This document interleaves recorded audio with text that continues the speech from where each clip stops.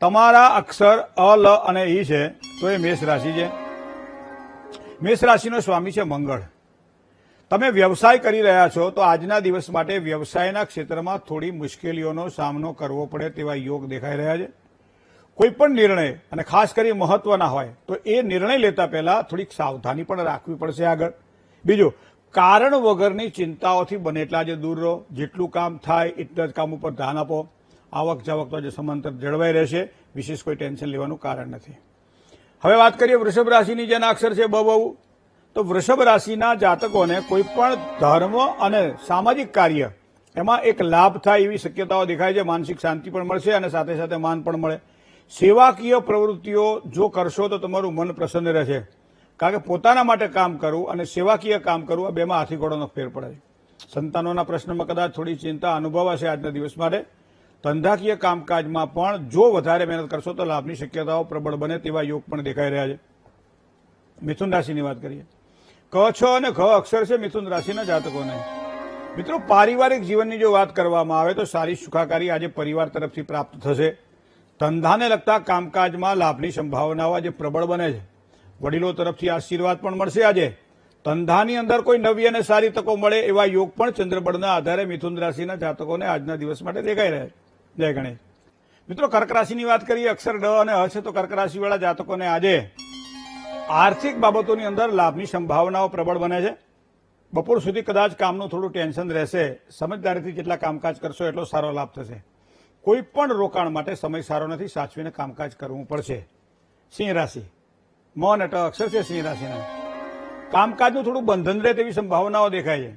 આર્થિક બાબતોમાં પણ થોડી તકલીફ રહેશે આજે. પણ કારણ વગરના ટેન્શનો નુકસાન ન કરાવે થોડુંક એ ધ્યાન રાખવાનું. કારણ કે માનસિક ઉચાટ થોડો રહે એવી શક્યતાઓ પણ સિંહ રાશિના જાતકોને આજે દેખાઈ રહી છે નક્ષત્ર બળના આધારે.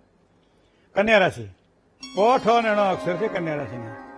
પરિવારમાં સંપૂર્ણ સ્નેહ મેળવી શકાશે આજે. ઘર વપરાશની ચીજોમાં કદાચ થોડો ખર્ચ વધી શકે છે ગૃહિણીઓ માટે.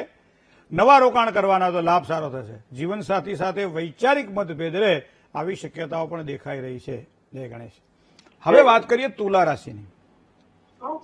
ર અને ત જેના અક્ષર છે એવા તુલા રાશિવાળા જાતકો માટે આજે કોઈ રોજગારી માટે કોઈ નવી અને સારી તકો પ્રાપ્ત થાય તેવા યોગ દેખાઈ રહ્યા છે.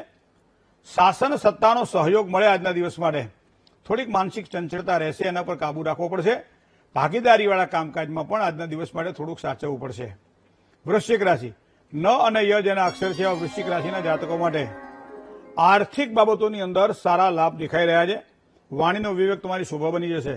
ખોટા ખર્ચાઓથી બચવાનું રહેશે. કામકાજની એક સારી કદર થાય એવા પણ યોગ ચંદ્રબળના આધારે દેખાઈ રહ્યા છે. ધન રાશિની વાત કરીએ તો ભ ધ ફ અને ઢ જેના અક્ષર છે ધન રાશિના. ઘરેલું કામકાજમાં પ્રગતિના સારા યોગ દેખાઈ રહ્યા છે. પુરુષાર્થ જેટલો કરશો એટલો સારું ફળ પ્રદાન કરશે. પિતાનો ઉત્તમ સ્નેહ મળે, સારો સહકાર મળે. આજનો દિવસ તમારા માટે સારો છે. ધંધાકીય બાબતોની અંદર પણ લાભની શક્યતાઓ આજે ધન રાશિના જાતકોને વધશે. જય ગણેશ. મકર રાશિની વાત કરીએ. ખ અને જ અક્ષરવાળા જાતકો મકર રાશિના જાતકો છે. કામકાજના સ્થળે તમને આનંદની વૃદ્ધિ થાય, આનંદ સારો મળશે. ભાગ્યોદય માટે ઉત્તમ તકો મળે.